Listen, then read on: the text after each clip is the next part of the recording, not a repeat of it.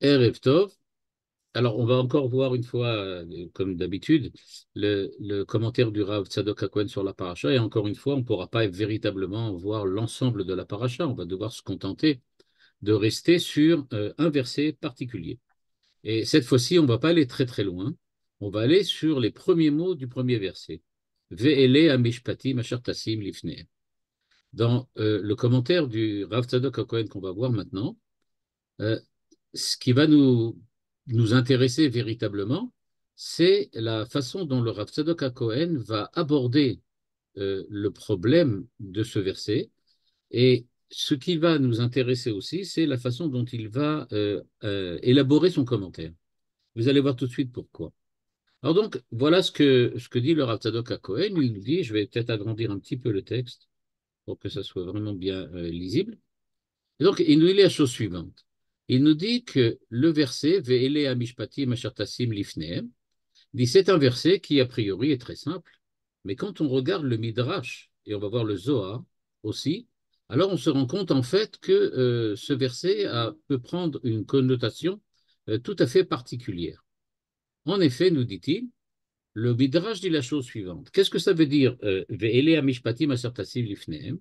Le Midrash dit que c'est comme une matrona, c'est-à-dire, on pourrait dire comme ça, une princesse, une reine, quelqu'un d'important, qui marche avec devant elle et derrière elle des gardes du corps, des soldats.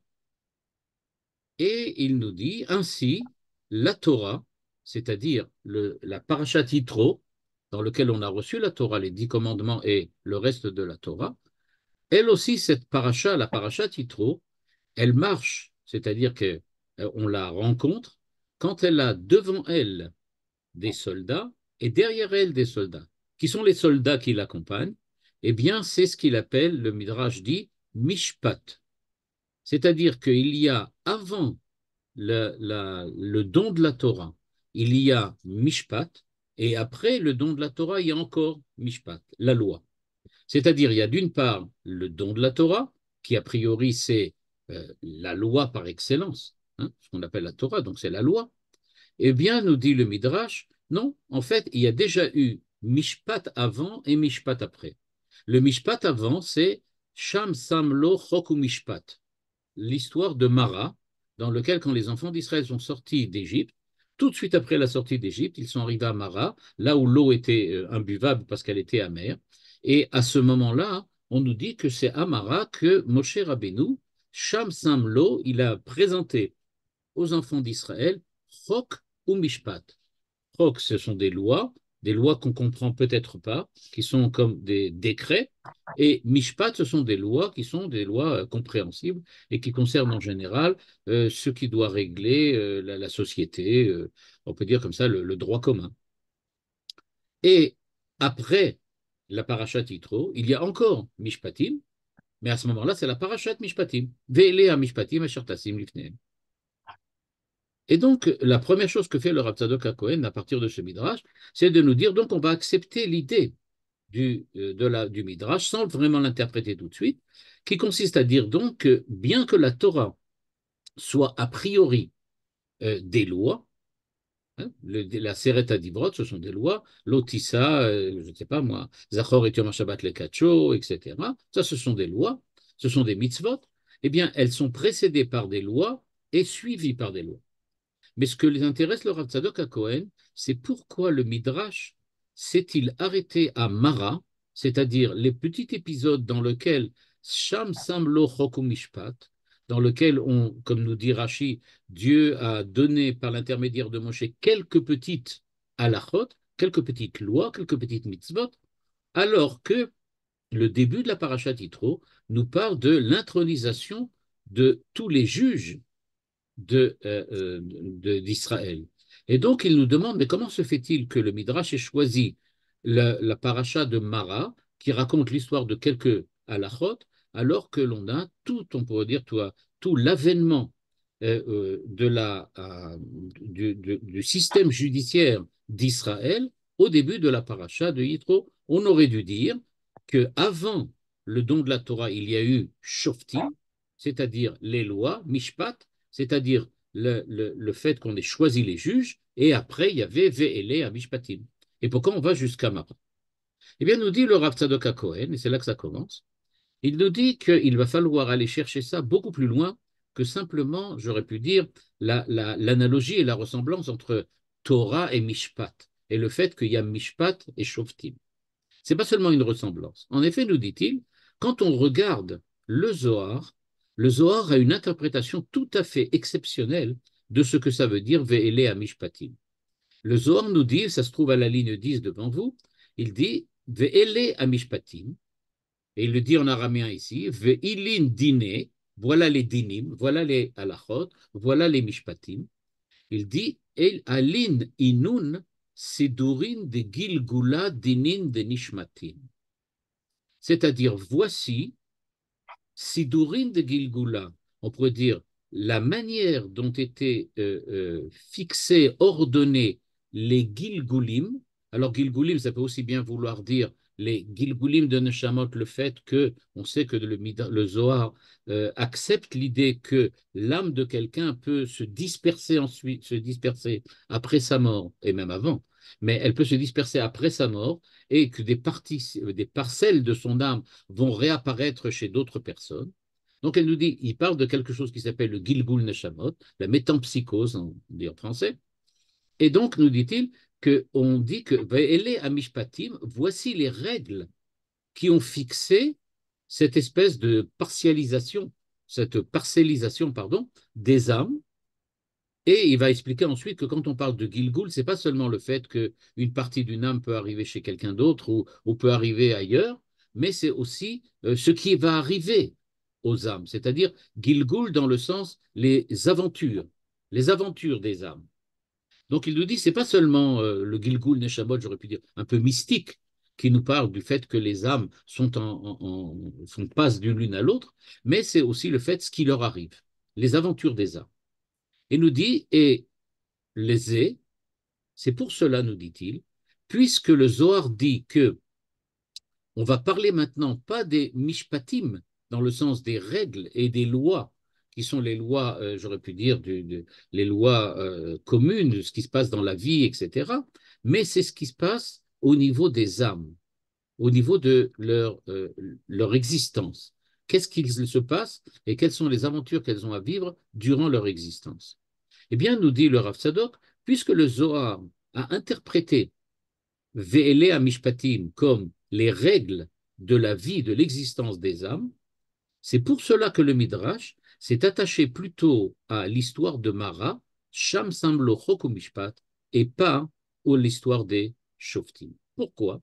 Parce que l'histoire des Shoftim, elle nous parle des juges qui jugent les personnes qui se trouvent devant eux. Et ces juges-là n'ont affaire évidemment qu'avec les hommes tels qu'ils sont dans notre monde, c'est-à-dire, j'aurais pu dire, du point de vue de la tangibilité et de la matérialité des personnes avec lesquelles ils se rencontrent.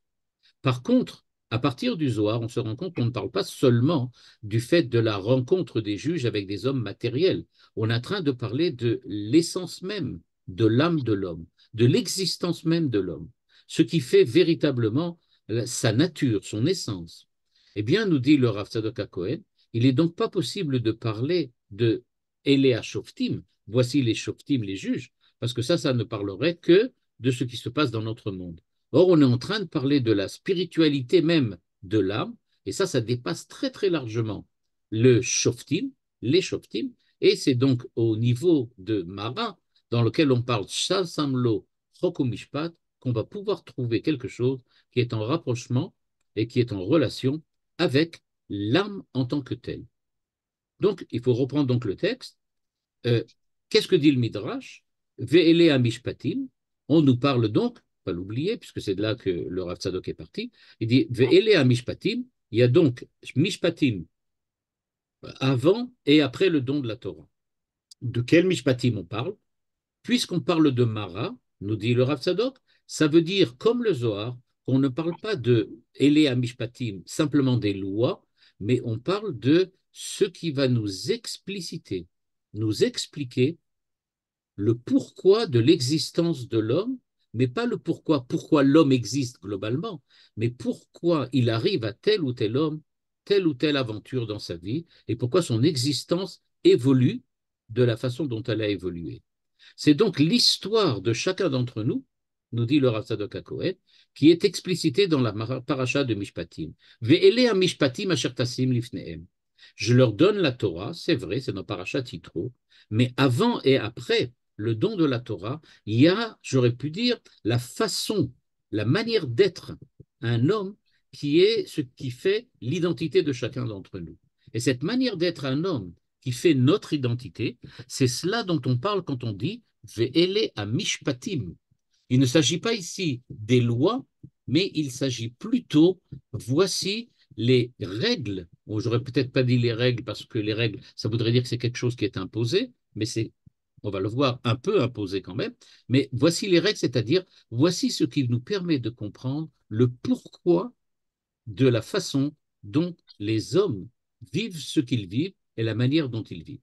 Comme si la Torah nous disait, je vais vous dévoiler le secret de votre existence, ve'ele amishpatim. Et donc, avant le don de la Torah, il y a une certaine ordination, un certain ordre, et après le don de la Torah, il y a un autre ordre. Donc, mishpatim avant, mishpatim après. Maintenant, il va falloir évidemment essayer de comprendre de quoi il s'agit. Et il nous dit, voilà, si on veut véritablement comprendre de quoi il s'agit, Ze shenemar bamidrash à la ligne 13, V'chen omer be'orar tzedaka o alecha Torah, be'orar tzedaka o alecha, Torah omeret be'eze nativ ani me'alechet betoch netivot hamishpat. Regardez l'expression, be'eze nativ ani me'alechet. Quelle est la voie que j'ai empruntée? Je me suis dirigé d'une certaine façon. C'est ça ce qu'on appelle Netivot Amishpat, les chemins de la loi.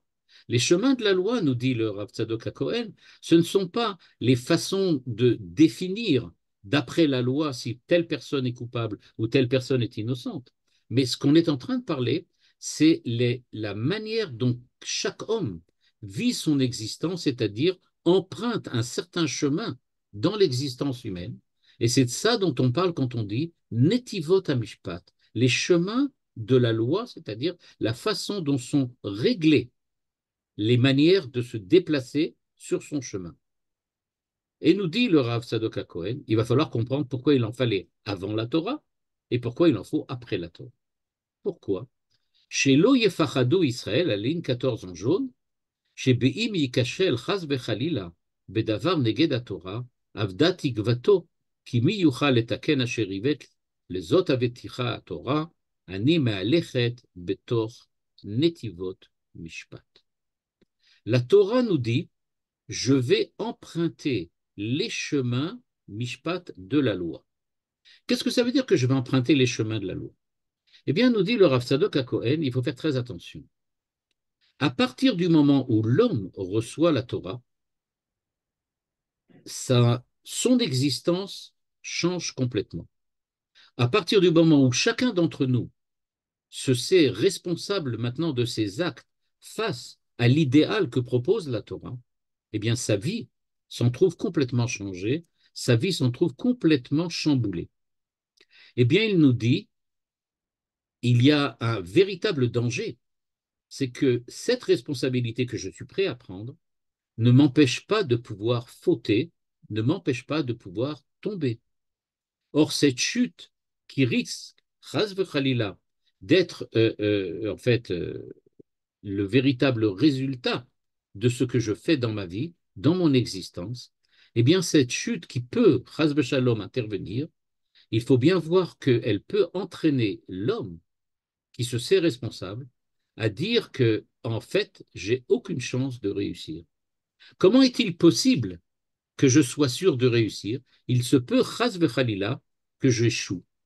Et que, en fait, la vie, l'existence, parce que la Torah me donne un idéal à atteindre et que moi, en fin de compte, je n'ai pas du tout réussi, eh bien, face à la Torah, je me sens complètement démuni. Et donc, qui peut me garantir que je vais réussir? Eh bien, la Torah nous dit, n'aie pas peur, tu n'as pas à avoir peur. Il y a pas à être désespéré.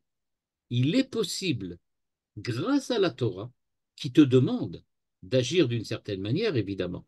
Mais si pour une raison ou pour une autre, tu n'as pas réussi, tu as échoué dans cette mission à accomplir, eh bien, sache que la Torah met à l'échet betor netivot amishpat. La Torah sera présente dans les chemins de la loi. C'est-à-dire que, en fait, la loi, c'est pas simplement ce qui va te fixer les limites droite-gauche dans lequel tu es obligé d'avancer. Parce que si, chas v'chalila, tu débordes sur la droite ou sur la gauche, tu vas te retrouver toujours chas v'chalila, dans une situation dans laquelle tu as échoué, bien malgré tout, elle t'accompagne dans le chemin que tu vas emprunter et qui doit être a priori le chemin de la loi. Mais c'est pas quelque chose qui relève de la midat adin. Pourquoi?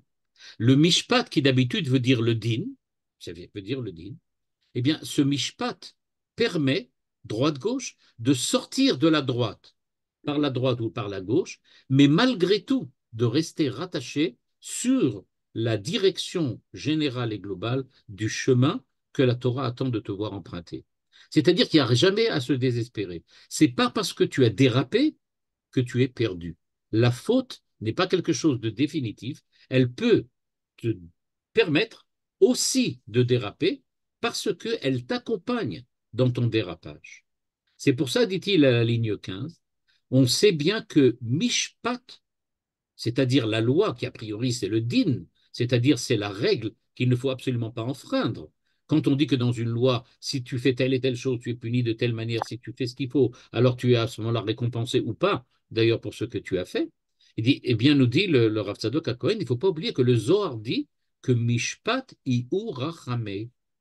Le Mishpat, la loi, elle est rachamim, c'est-à-dire elle prend en compte le fait que tu es un être humain, que tu peux tromper, que tu peux déraper, et que ce dérapage, elle le prend en compte, la Torah, et elle te permet, malgré tout, de pouvoir revenir, de faire tchouva, et de pouvoir revenir à l'intérieur du chemin. C'est pour ça, nous dit-il, Hashem yidbarach, merachem al nefashot Israël, shelo yidach mimeno nidach. En fait, Akadosh Baruch Hu est merachem, rachamim, il est merachem. Pourquoi il est merachem? Il est miséricordieux parce que il est miséricordieux envers toi. Mishpat neshamot, on a parlé tout à l'heure, les règles des âmes. C'est-à-dire que Dieu est merachem, il est miséricordieux par rapport à ton âme et il sait que même si tu as dérapé, même si tu as échoué, en fin de compte, nous dit le Rav Tzadok HaKohen, Hashem yidbarach, mesavev la nishmatim sheyetukan akol. Dieu fait que, quelle que soit l'âme de la personne, c'est-à-dire quel que soit le chemin qu'elle ait emprunté, yetukan akol. En fin de compte, tout s'arrangera. En fin de compte, tout s'arrangera. C'est-à-dire, nous dit le Rav Tzadok HaKohen, que quand Dieu se dévoile sur le mont Sinaï dans la paracha Yitro et qui donne la Torah, il sait il y a un danger à ce que les hommes n'arrivent pas à subvenir, j'aurais pu dire, aux demandes, aux injonctions de la Torah. Et donc, puisque c'est cela, est-ce que ça veut dire que l'homme, par définition, va échouer? La réponse est qu'au contraire, Dieu accompagne l'homme dans le chemin qu'il emprunte, et même si l'homme emprunte un chemin qui a priori dévie par rapport à ce que la Torah demande, ça n'empêchera pas qu'en fin de compte, tout reviendra dans l'ordre et l'homme pourra réintégrer le chemin que Dieu lui a proposé. Par exemple, nous dit-il, Mineshamot er ve'olan machlon ve'kilion hu binyan HaMashiach. C'est-à-dire qu'on voit bien que même des personnages qui sont des personnages qui, a priori, ont complètement échoué dans leur vie, comme Er Onan, avec les enfants de Yehuda qui sont morts, qui sont morts. Dieu les a tués. Ou Machlon Vekilion, qui eux aussi sont morts. Il n'empêche qu'en fin de compte, le Mashiach vient précisément de Er Onan, Machlon et Kilion. C'est-à-dire que leur mort a, en fin de compte, j'aurais pu dire, permis d'une certaine façon au Mashiach de venir. C'est donc dit le Rav Tzadok HaKohen, Attends, sauf à... Pardon? c'est un petit peu que ça ressemble à la ville à la grâce chez les, chez nos cousins, quoi. C'est pas la grâce. La grâce, ça voudrait dire qu'il suffit que moi, je fasse un certain acte et que cet acte que je fasse, que ce soit un acte de déclaration de foi ou un acte particulier dans le cadre d'un certain rite, et ça me donne la possibilité d'être rattaché à Dieu quoi qu'il arrive. C'est pas ça que dit le Rav Tzadok HaKohen. Il dit la personne, regardez bien, Onan, Machlon et Kilion ont été punis, tous les quatre.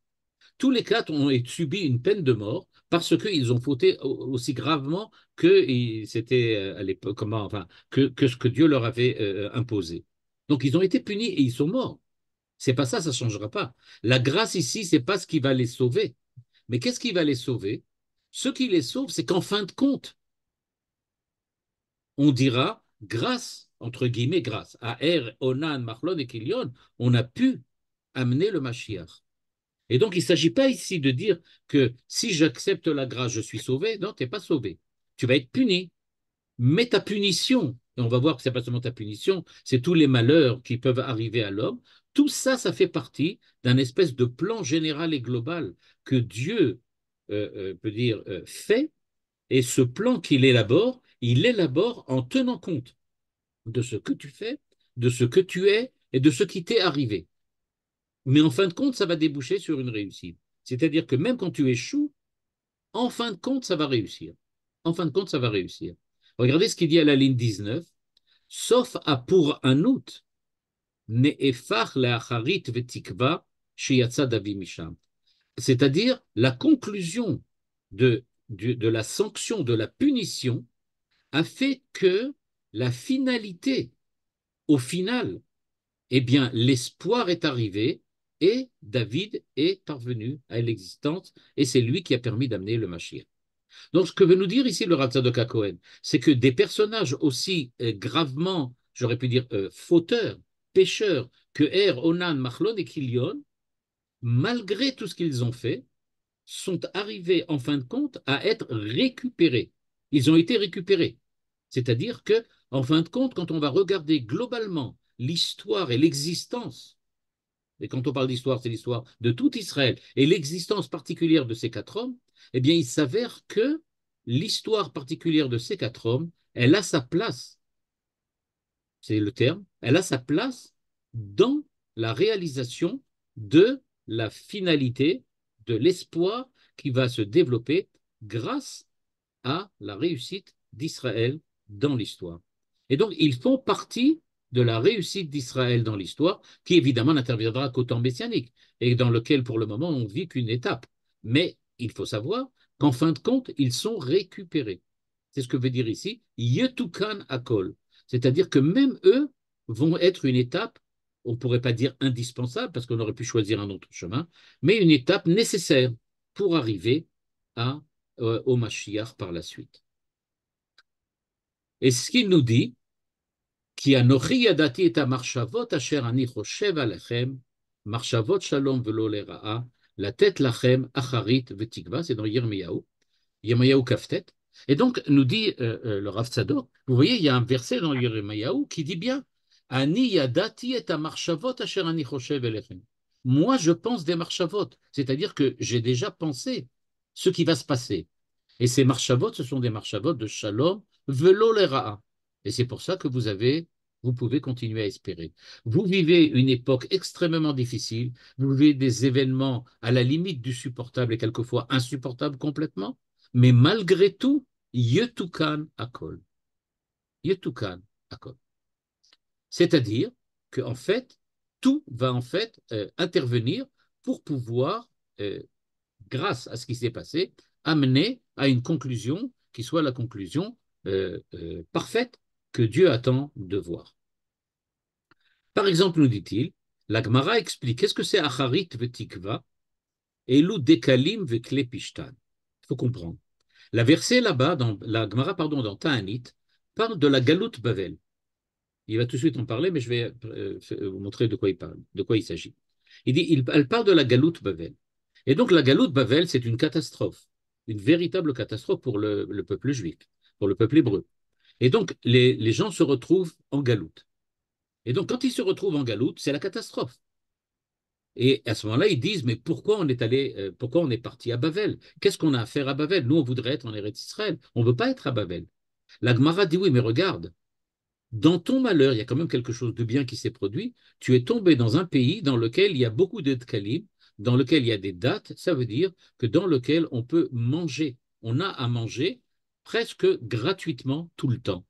Avec les pishtan, et ils ont des habits, ils ont là-bas beaucoup de lin, et il est très facile de s'habiller. C'est-à-dire que dans le malheur qui t'a atteint, un malheur exceptionnel, Dieu t'a envoyé en exil en Babel, malgré tout, il y a quelque chose qui s'est produit, il y a quelque chose à manger et il y a quelque chose pour s'habiller.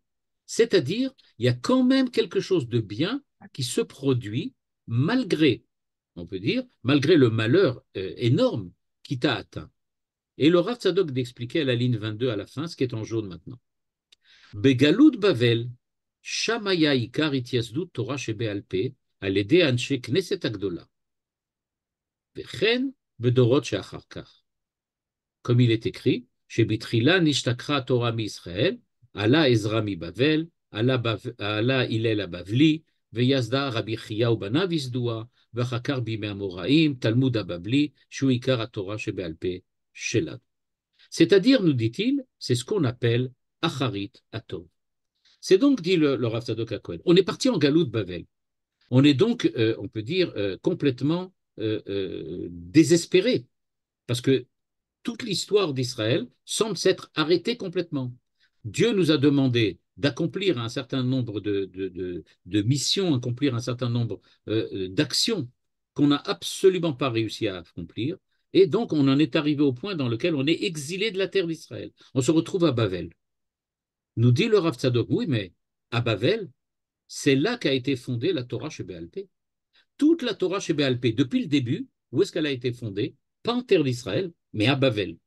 C'est-à-dire que nous, quand nous avons regardé l'événement Galout, on était persuadé que c'était une catastrophe, que c'était un malheur absolu et total.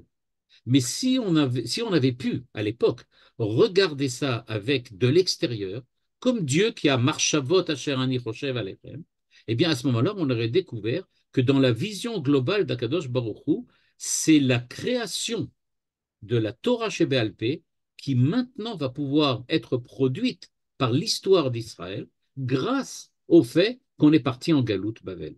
Le choc de la Galoute Bavel, on peut dire de cette manière-là, le traumatisme de la Galoute Bavel nous laisse avec un PSD qui va nous dire que, eh ben oui, ce PSD va créer la Torah chez BLP. On va être capable de créer la Torah chez BLP. Et donc, nous dit-il, les Talmidei Chachamim qui sont à Bavel vont faire peut-être la chose la plus extraordinaire qu'on va découvrir, à savoir qu'ils vont créer véritablement la, on peut dire d'une certaine façon, ils vont créer par leur génie toranique la possibilité de comprendre les versets de la Torah de la manière la plus profonde qui soit, c'est-à-dire la Torah chez Béalpé. Et donc, cette création de la Torah chez Béalpé, c'est véritablement la conséquence de la galoute, nous dit le Rav Tzadok HaKohen. Mais cette conséquence-là, évidemment, elle n'était pas voulue. On aurait préféré rester en Israël. Si on était resté en Israël, on serait peut-être arrivé à quelque chose d'équivalent, mais d'une autre manière. Mais là, c'est le malheur, la catastrophe a fait que on a véritablement réussi à créer la Torah chez Béalpé. C'est pour ça, nous dit le Rav Tzadok, Lo yityesh shumadam Israël. Et ce qui est vrai au niveau global et général pour l'histoire d'Israël globalement, c'est vrai aussi pour chacun d'entre nous. Chakadosh baruchu choshev marshavot le bilti idach mimenu nidach. C'est-à-dire que il y a, après la paracha de Yitro, la paracha de Mishpatim.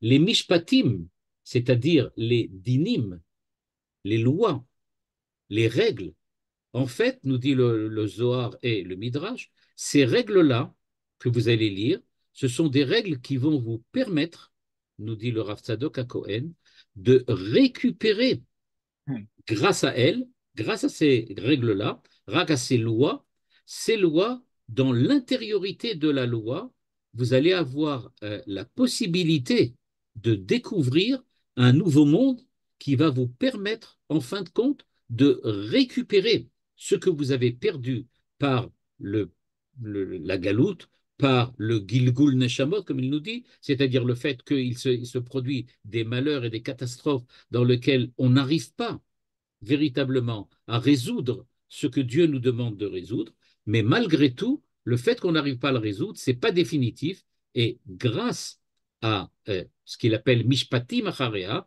il y a la présence de Dieu dans la Torah, dans les détails de la Torah Sheba'al Peh, ce qui va nous permettre véritablement d'avoir les moyens de récupérer nos erreurs, de faire tchouva de nos erreurs et nous permettre malgré tout de nous diriger sur le chemin tel que Dieu le demande. Et donc, nous dit-il, c'est ce qu'on appelle Mishpatim Leacharea. J'aurais dit, ce sont les lois a posteriori de la catastrophe, a posteriori des événements, a posteriori, comme on l'a vécu il y a 3 mois, de la catastrophe absolue qu'on a découvert quand on a le jour de Simchat Torah. Eh bien, nous dit le Rav Tzadok HaKohen, il y a véritablement, même dans ce malheur-là, quelque chose qui va se construire par la suite, qui va nécessairement nous aider à nous rapprocher plus vite, mieux de la finalité que Dieu attend de nous voir atteindre. Mais ça, on ne peut pas le savoir évidemment avant. C'est grâce à le fait que ça s'est produit. Et il nous dit, chez Loyovad Shum Nefesh mi Israël, ligne 2, Veyetukan al-yede galut o gigul vekadome, veze tachlit kol galuyot, veze parashat mishpatim. C'est ça la parashat mishpatim. Parashat mishpatim, c'est de nous montrer, il y a plein de problèmes. Il y a des esclaves, il y a des vols, il y a des gens qui gardent, il y a des gens qui font des dégâts. Il y a énormément de problèmes qui vont se produire. Mais tous ces problèmes-là, si on sait les régler à l'intérieur de l'esprit de la Torah, eh bien Dieu nous accompagne sur le chemin de nos erreurs, nous accompagne sur le chemin de nos catastrophes et le chemin de nos échecs, et en fin de compte, les échecs de l'homme sont récupérables. Et c'est ce que nous dit ici le Rav Tzadok par l'intermédiaire de la parashat Mishpatim. Il y a ça, il y a cette possibilité-là. Le deuxième volet, c'est donc les Mishpatim avant, c'est-à-dire ce qui est écrit au sujet de la parashat Mara, dans lequel il y a ce qui s'est passé à Mara quand ils ont été donnés les premières lois. Eh bien, nous dit-il, qu'est-ce qui se passe avant? La Torah nous donne donc, on l'a dit, les moyens de nous mesurer avec les échecs futurs. Mais que se passe-t-il des échecs déjà passés? C'est-à-dire, avant même de recevoir la Torah, Israël sait qu'il n'est pas digne de recevoir la Torah. Je sais que je ne suis pas digne du chesed, du rachamim de Dieu. Je sais que j'en suis pas digne. Pourquoi? Parce que déjà par le passé, j'ai prouvé combien j'étais peu fiable aux yeux de Dieu. Et donc maintenant, s'il est arrivé que certaines choses, certains événements, certains malheurs, certaines catastrophes ont en fin de compte débouché sur des conséquences positives qui ont pu être une certaine récupération de ce que nous avons fait pour pouvoir, en fin de compte, nous amener sur le bon chemin, il dit, en fait, ce qui est arrivé à l'époque, c'était parce que Dieu l'a bien voulu, mais on ne le mérite pas. Et donc, dit le Rav Tzadok HaKohen, ce qui accompagne l'homme en permanence, c'est le fait qu'il est persuadé qu'il va devoir un jour payer le prix des erreurs passées, c'est-à-dire le prix des erreurs et de la récupération que Dieu lui a permis d'en faire. Eh bien, il nous dit, c'est cette peur-là qu'on appelle Mishpat Lefanea. Avant même d'en arriver à la Torah, je dis, j'en suis pas digne. C'est pas pour moi. Moi, je peux pas demander à Dieu, oui, tu vas m'aider. Non, j'ai déjà prouvé par le passé que je suis indigne d'être ce que Dieu attend de que je sois. Et donc il dit, Raou kol Israël gdushato yitbarach, ve'achar kach kshe'siyam Moshe minayam ve'ne'elam, az imarer lahem bezicha masehem harishoni. Et donc ils ont dit, on est désespéré. Pourquoi? parce qu'on sait qu'en fin de compte, tout se terminera par une catastrophe, parce que nous méritons les catastrophes. Nous méritons que d'avoir des malheurs, parce qu'on n'a pas fait ce qu'il fallait, parce qu'on était véritablement pas digne de ce que Dieu a fait pour nous. Bien, c'est pour ça, nous dit le Rav Tzadok à Cohen, qu'il y a Mishpatim Lefanea. On dit que là aussi, il y a Mishpatim, il y a aussi des règles et des lois, et que bien que tu as été effectivement quelqu'un qui n'était pas digne de ce que Dieu a fait pour toi, sache que Dieu n'a pas l'intention de te punir. Ce qu'il fait quand il te punit, quand il y a un malheur qui arrive, quand il y a une catastrophe qui arrive, comme on l'a vu il y a 3 mois, il dit ne crois pas que c'est quelque chose qui veut te punir pour te diminuer, te perdre, te faire chuter. Ce que l'on veut, c'est te récupérer. Et c'est cela que la paracha de Mara nous apprend, à savoir que tout est récupérable, même ce qu'on a déjà fait et même ce qu'on fera. L'essentiel, nous dit le Rav Tzadok, c'est d'avoir confiance en Dieu qui va nous amener vers le Mashiach et vers la réussite en fin de compte.